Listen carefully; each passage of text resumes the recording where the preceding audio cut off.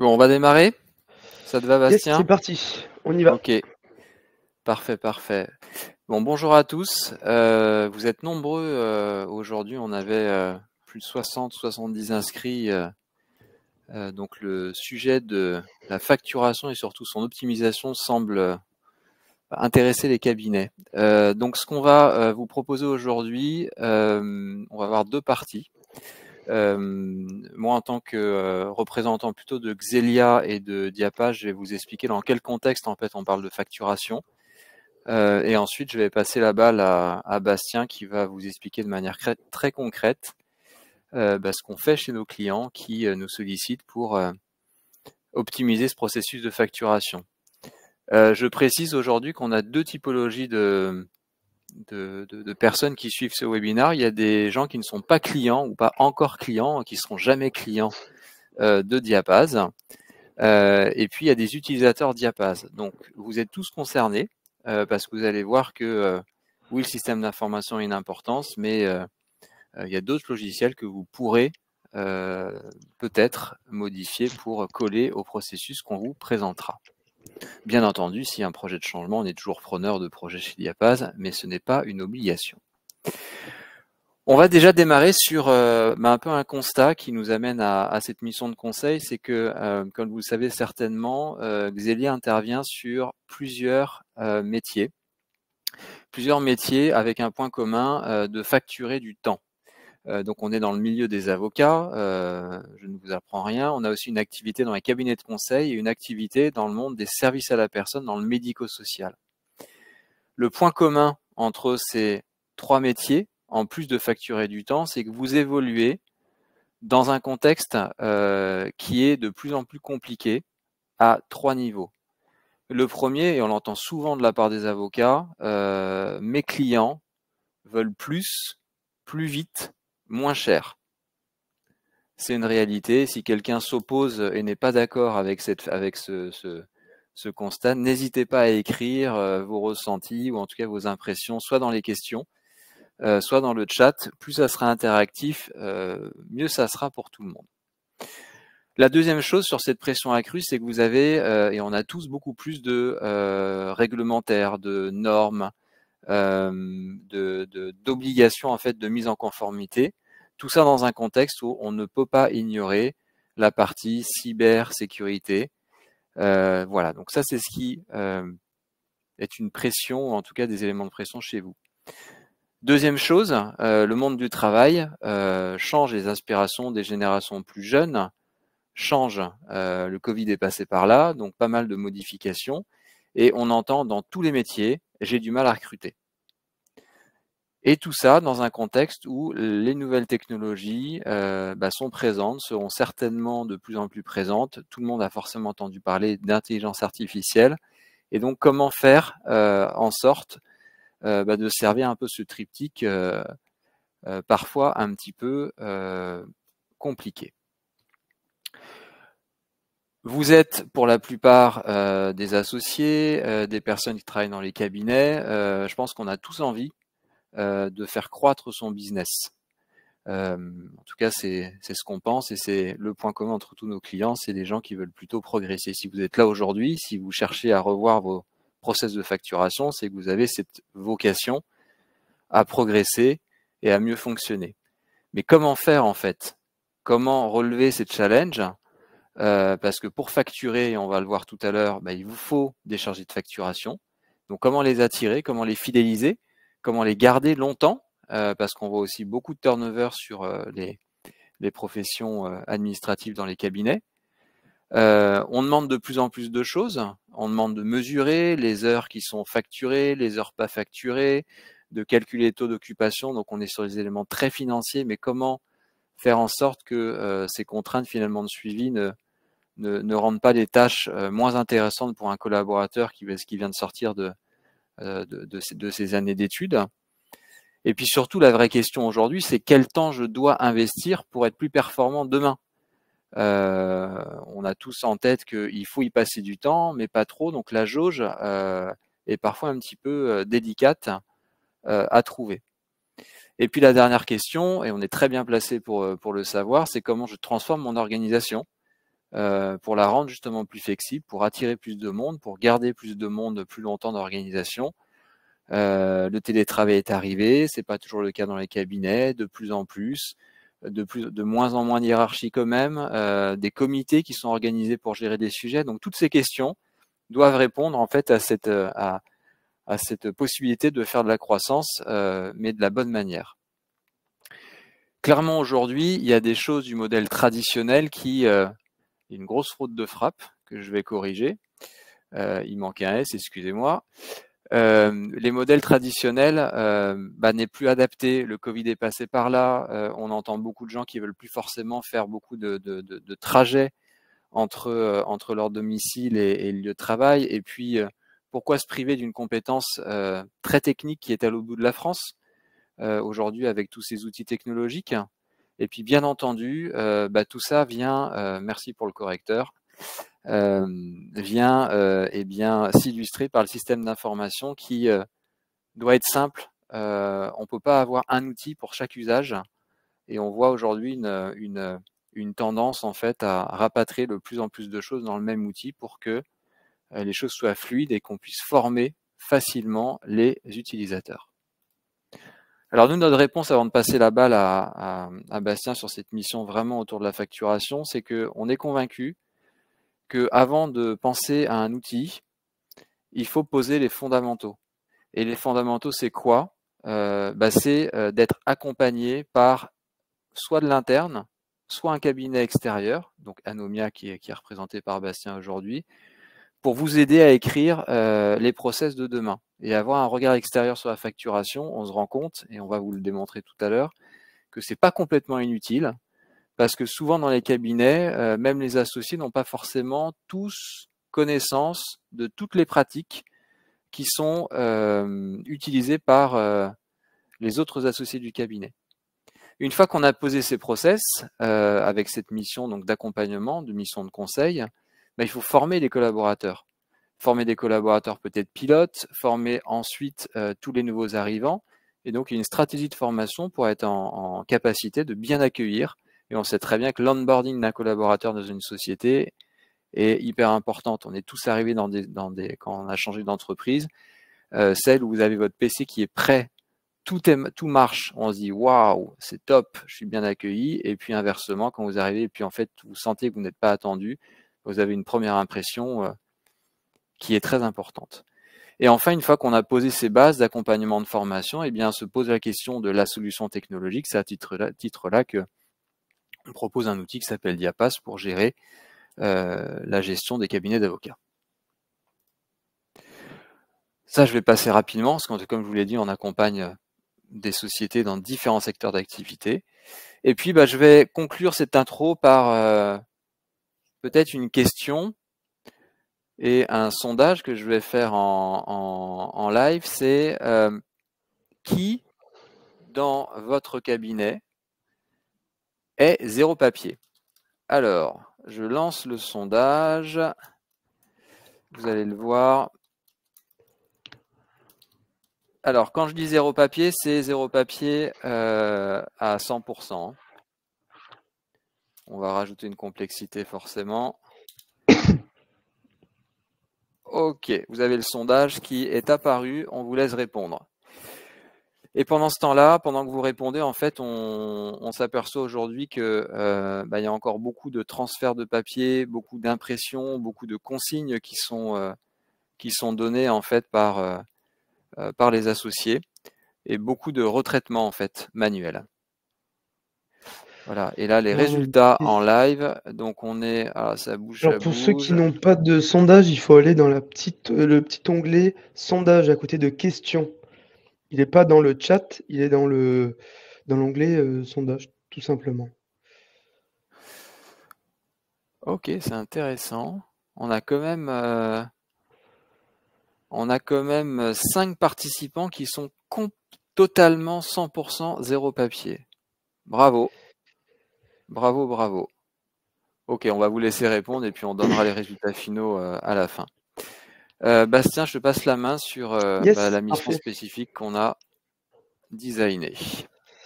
Donc, bonjour à tous et à toutes. Merci de nous avoir rejoints pour ce webinaire, donc du coup consacré à une facette cruciale de la gestion d'un cabinet, qui est la facturation. Donc moi, dans l'entité Xelia, je suis chez Anomia, donc du coup le cabinet de conseil qui accompagne les cabinets dans la restructuration ou toute autre mission. Donc aujourd'hui, ensemble, on va pouvoir explorer non seulement les défis inhérents au processus de facturation, bien évidemment, mais aussi les solutions innovantes auxquelles on peut tout simplement y remédier. Et la facturation, au fur et à mesure des différentes missions, elle est souvent perçue comme une simple transaction, un échange de services contre un paiement. Sauf que derrière tout ça, derrière cette apparence simplifiée, globalement, se cache un processus complexe, stratégique et qui influence directement la santé financière et la satisfaction client de tout le cabinet. Ce processus, tout simplement, il assure par exemple un flux de trésorerie efficace et sain. Et ça, j'imagine que tout cabinet doit être confronté à cette problématique, notamment dans un contexte économique qui peut être tendu de temps à autre, de voir tout simplement les factures sortir et les factures derrière encaissées. Et donc du coup, face à ça, on a quand même de nombreux défis qui se dressent sur le chemin pour avoir une facturation optimale. Dans un premier temps, vous êtes avocat ou vous travaillez dans un cabinet d'avocats, vous êtes sans doute, au courant de la complexité des données à rentrer sur les factures et donc c'est ce qui donne la principale difficulté de la facturation dans un cabinet d'avocats. Face à ça, il peut y avoir des inefficacités opérationnelles qui sont tout simplement dues à, des processus manuels ou semi-automatisés, pouvant entraîner des retards, des erreurs et donc du coup une augmentation des coûts de traitement. Et ça, on le verra plus tard. Dans notre mission et de conseil, on mène une analyse des coûts. Bien évidemment, qui dit facture dit conformité réglementaire. Toute facture doit être conforme aux normes comptables, aux fiscalités locales et bien d'autres encore. Et derrière, bien évidemment, on reste sur de la technologie puisque c'est aussi le nerf de la guerre et de l'intégration. Et donc l'adoption de ces nouvelles technologies derrière amène à de la plus grande fluidité. Donc, la facturation dans un cabinet d'avocats, on peut la décomposer sous deux rôles distincts. On a la partie administrative, donc le service facturation, qui va lui préparer les factures, tout ce qui va être recensement des heures travaillées, le taux applicable, voilà, vraiment sur la structuration même de la facture, c'est le service facturation. Et bien évidemment, il y a une conformité et une cohérence à adopter derrière, mais également la gestion courante. Dès qu'il y a un problème sur la facture, on va d'abord contacter, alors sauf cas exceptionnel où les associés sont en relation directe avec leurs clients, mais voilà, le personnel administratif est aussi mis dans le grand bain de la gestion courante des factures et quand on voit la volumétrie des cabinets d'avocats concernant les factures, ça représente un vrai travail. Et derrière, à partir du moment où on a édité une facture, bien évidemment, il faut suivre les paiements et ça aussi, c'est pas une mince affaire, surtout quand, voilà, on peut avoir des milliers de factures, suivre des milliers de paiements au quotidien, ça nécessite un suivi rigoureux parce que derrière, ça impacte la santé financière du cabinet. Du point de vue associé, on est plus sur la construction et la validation des temps et des dépenses associées, tout simplement au dossier, à l'instruction de facturation, quand on facture, est-ce qu'on facture pas? Est-ce qu'on fait un write-off? Voilà, c'est tout cet, univers-là dont l'associé, va être en charge, mais également la résolution des conflits. Parce qu'effectivement, si le service facturation va être le 1er tampon de réclamation, c'est l'associé qui va quand même traiter les problématiques liées à des contestations et de notre expérience, il peut en avoir quand même un certain nombre. Donc ça fait partie du rôle des associés dans ce contexte de facturation. Et bien évidemment, on finit par la stratégie de facturation. C'est le plus important pour pouvoir présenter la facture la plus juste à son client et la plus bénéfique derrière pour le cabinet. Derrière, on peut se poser la question, mais pourquoi optimiser sa facturation finalement? Notre service de facturation, il fonctionne, Notre cabinet, ça fait peut-être 10, 20 ans, 30 ans qu'il existe. Bon, on est toujours là, on a une santé financière correcte. Bon, on n'a pas de réclamation au niveau des clients. On peut se poser la question, mais au final, pourquoi le faire? Il y a des vraies raisons. Pour le cabinet, dans un premier temps, même si on a une bonne santé financière, il faut quand même toujours avoir à l'idée d'améliorer sa trésorerie, soit pour tout simplement avoir une sécurité financière plus importante, mais également pour pouvoir lancer des projets tels que recruter des nouveaux avocats, agrandir les locaux, s'abonner à certains abonnements qui peuvent du coup augmenter la qualité de la production ou autre. Il y a tout plein de raisons d'augmenter sa trésorerie. Et donc, du coup, c'est une des raisons principales d'optimiser sa facturation. Bien évidemment, derrière, c'est aussi la réduction des erreurs. Je pense qu'en tant que cabinet, on ne veut pas faire d'erreurs et c'est même le maître mot de tous les cabinets d'avocats. L'erreur n'est pas permise et donc derrière, les factures doivent être en conséquence parfaites. Conformité réglementaire, ça on l'a un peu dit. Bien évidemment, il faut être dans les clous et une efficacité opérationnelle globale qui vient en fait englober tous les points qu'on vient de dire au-dessus. Donc ça, c'est pour la partie du cabinet. Donc on peut voir qu'il y en a quand même pas mal à venir. Il y a quand même beaucoup de raisons pour venir optimiser sa facturation. Pour le client, au contraire, qui est au final très détaché de tout le fonctionnement du cabinet, lui, c'est tout simplement l'augmentation de la valeur du cabinet en augmentant sa satisfaction client. Une facturation fluide, transparente, juste, et sur lesquelles il n'y a pas d'incohérence et qui sont facilement compréhensibles et justifiables. C'est tout ce que recherche le client pour une facture, sans plus.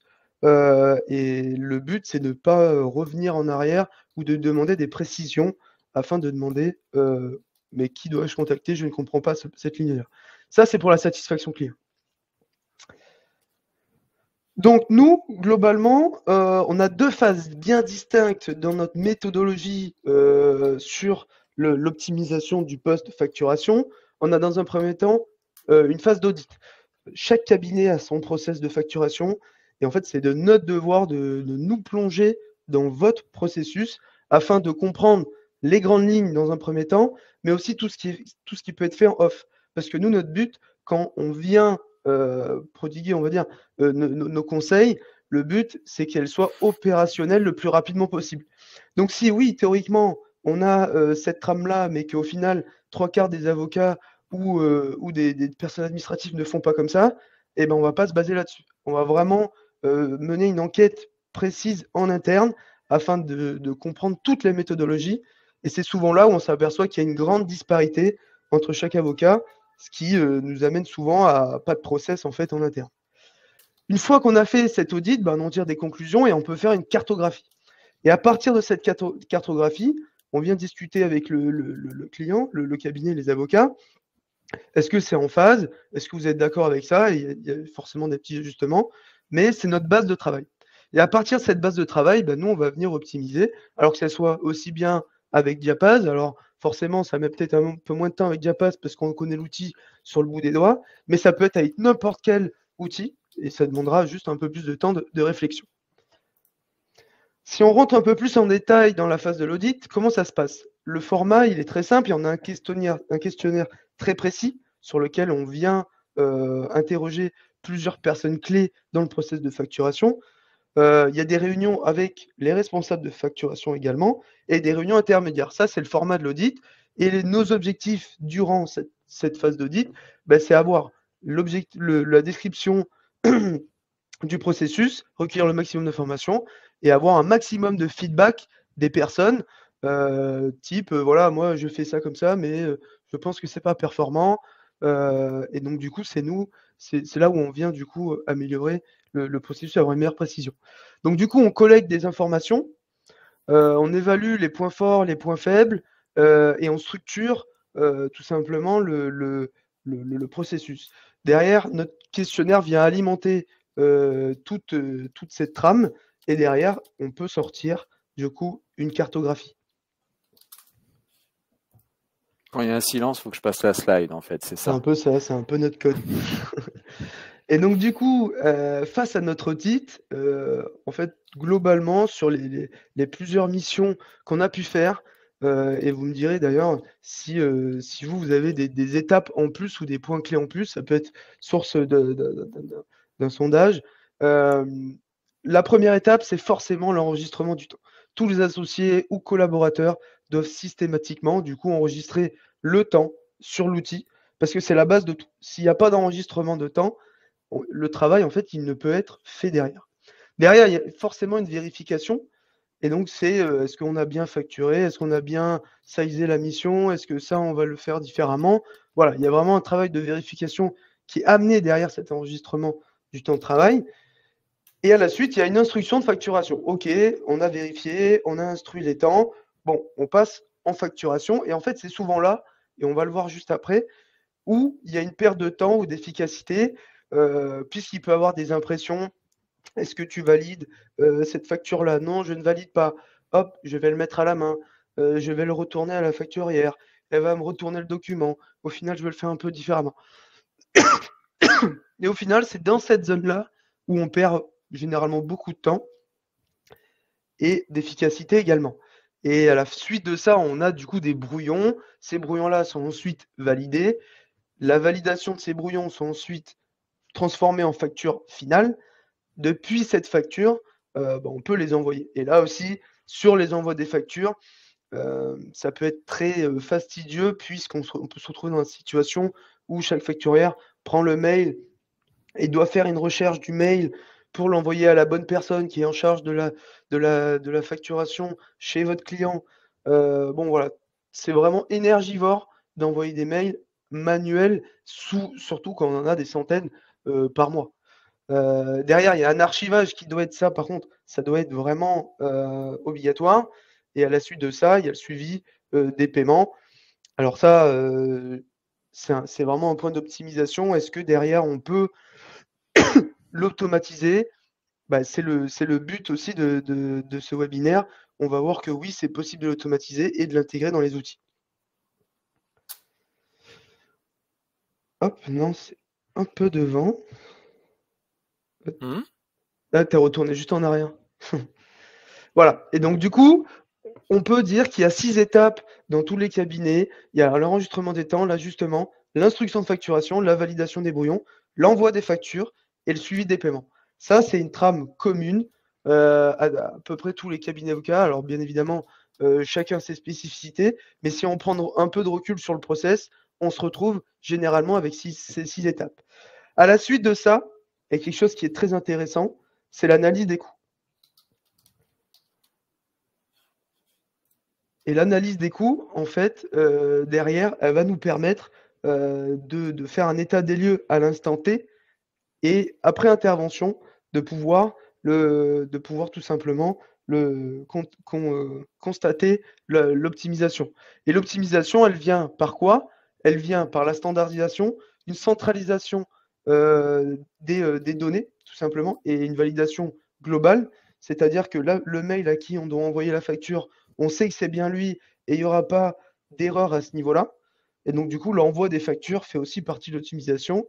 À partir du moment où on a fait ces 3 étapes, ces 3 points, le suivi des paiements est également un point d'optimisation. Une fois qu'on a appliqué ces points, on arrive du coup à l'étape même d'analyse des coûts. Et non. Ah si. Regarde. Voilà. Ouais, non, parce que et donc du coup, avec ces points d'optimisation, on se retrouve avec plus que 4 étapes. Et ces 4 étapes sont tout simplement l'enregistrement des temps. Et c'est là où, globalement, on vient gagner énormément de temps.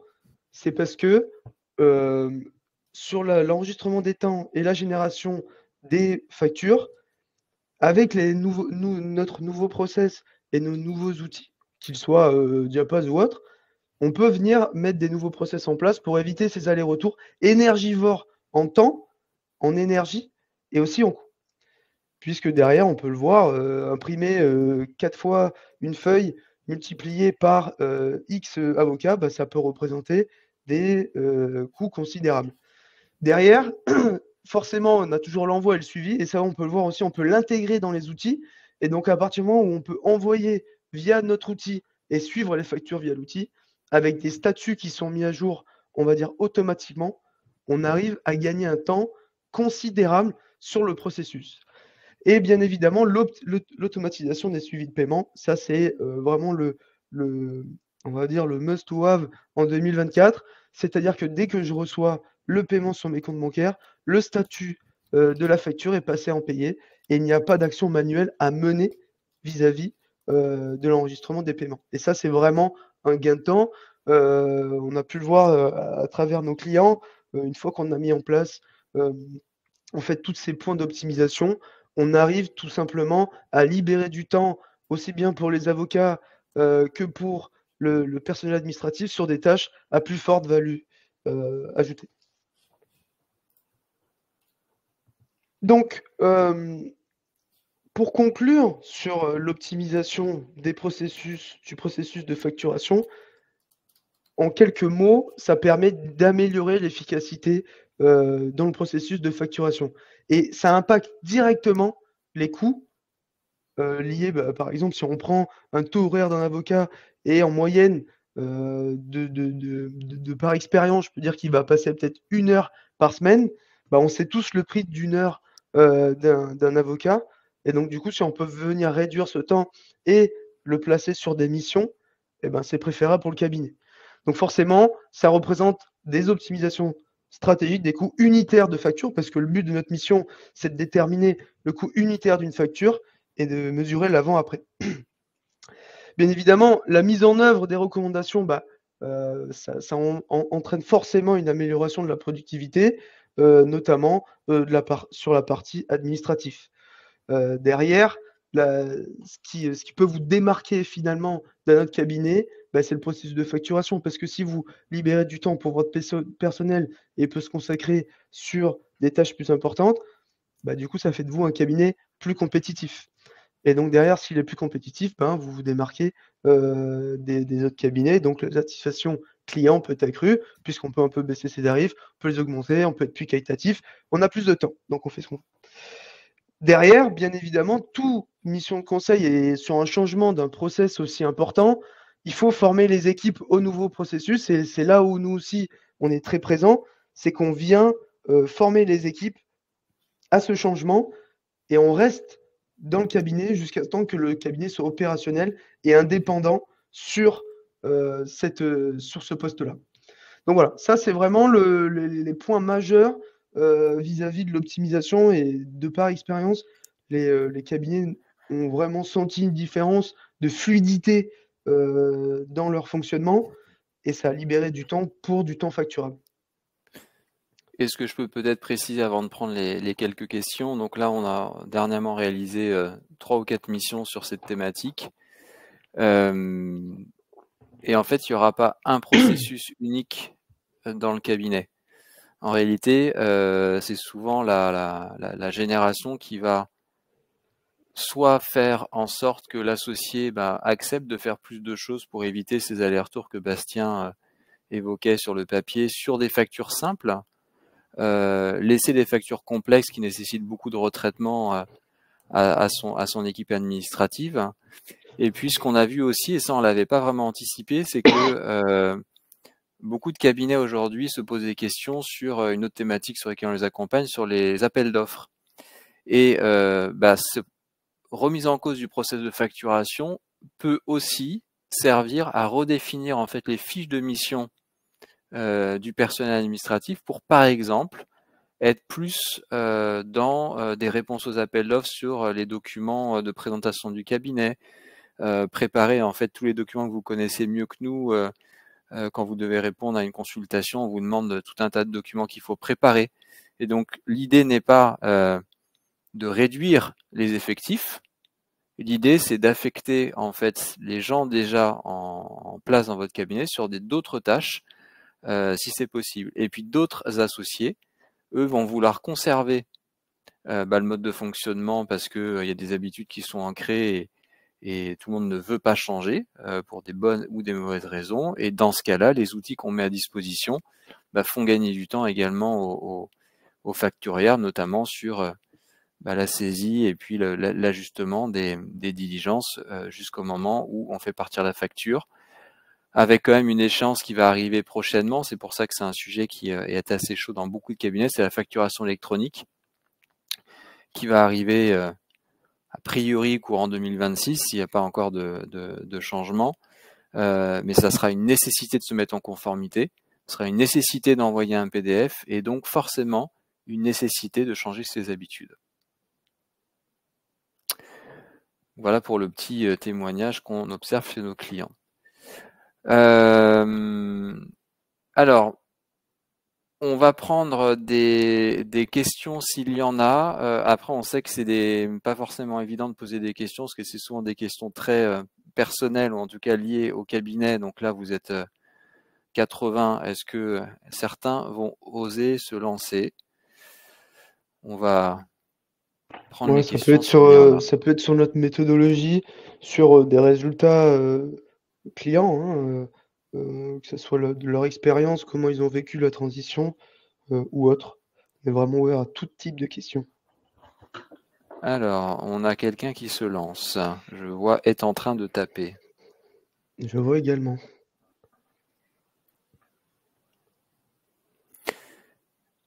Vous serez recontacté de toute manière par les équipes commerciales d'Anomia pour comprendre un petit peu les raisons de votre inscription. Est-ce que c'est de la curiosité, ce qui est très bien?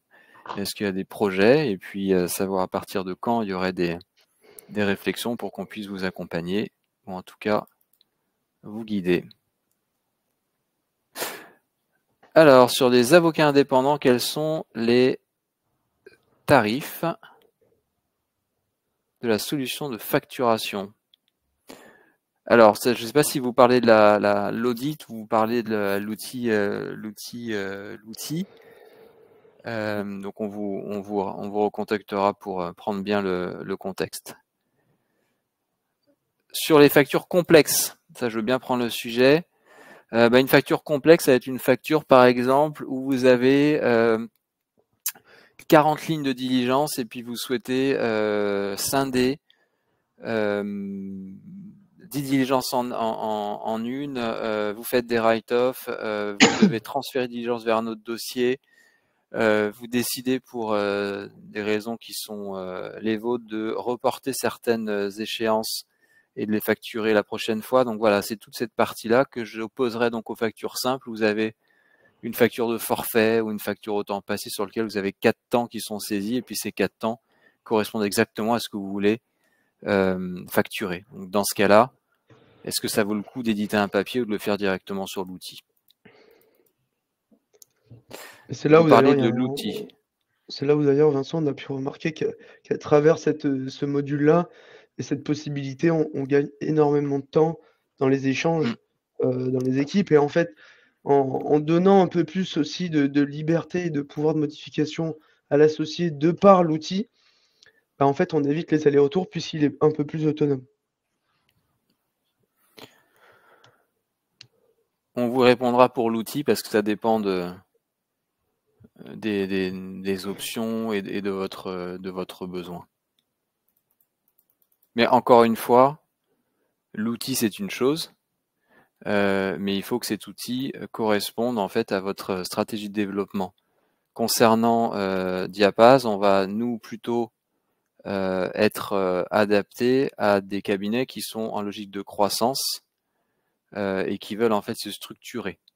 Voilà, on n'a pas une offre qui est forcément très adaptée pour des indépendants, donc il y en a d'autres sur le marché.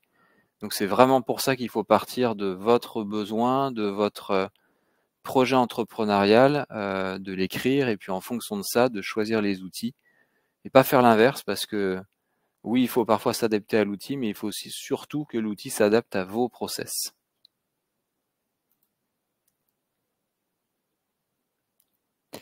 On a une autre question qui est en cours.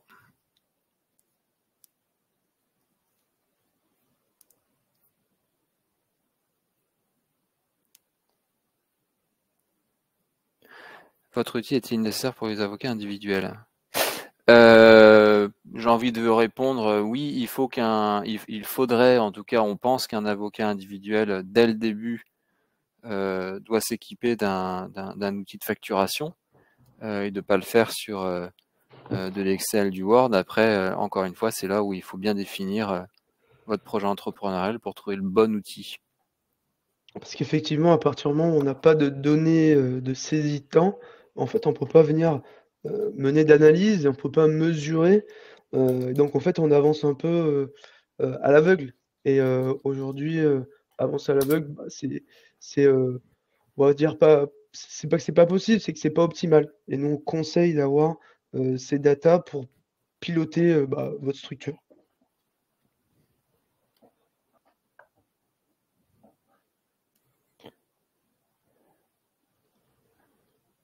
Ok, bah, écoute, je pense qu'on arrive au bout des questions, mais c'est un sujet encore une fois très lié à chaque cabinet. Alors, le sujet a peut-être ici, notre souci est surtout le procès de la facturation électronique. Tout à fait. Bah oui, mais ça c'est en fait la première étape pour basculer à la facturation électronique, c'est de partir de ce que vous faites vous, pour écrire en fait les différentes étapes pour arriver à vous mettre en conformité dans un délai qui est encore tout à fait jouable et réaliste. Mais on conseille des cabinets, ça dépend de la taille, mais de pas démarrer ces réflexions après le premier trimestre 2025 pour éviter de travailler dans l'urgence. Parce que changer des process de facturation dans l'urgence semble être un peu dangereux par rapport à tous les enjeux que Bastien a montré, notamment la trésorerie et la facturation. On a une nouvelle question de Mireille. Ouais, donc vous êtes client depuis 8 ans. Concernant la facturation avec l'outil, va-t-il répondre rapidement aux besoins, dépôt, facture, client? Alors, on vous rappellera si ça, vous parlez des exports, les DES pour des dépôts de factures sur des plateformes, déjà des choses qui existent, mais on prend votre question, on vous rappellera. Mireille. Et puis pour les clients Diapaz, vous serez, on vous contactera pour vous présenter cette évolution de facturation dans les jours, semaines à venir. Et puis pour les autres qui ne sont pas clients, vous serez contacté par l'équipe Anomia pour partir, selon nous, du bon point de départ, c'est quels sont vos process de demain. Et à ce moment-là, vous vous poserez la question, est-ce que l'outil que j'ai aujourd'hui me permet de le faire ou pas? Et on arrivera peut-être en deuxième phase, mais encore une fois, il faut bien dissocier les deux.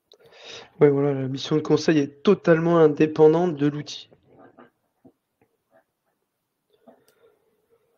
Qui nous permet tout simplement de toucher, tous les cabinets, qui ont un outil par contre.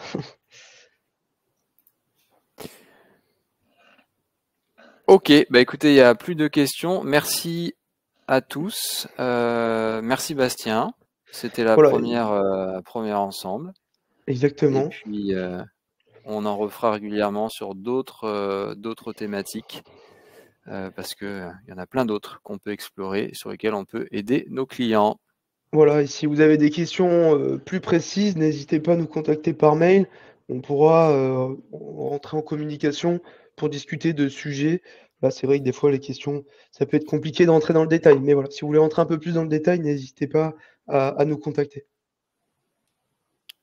Bonne soirée, à bientôt. Bonne soirée, merci à tout le monde, au revoir.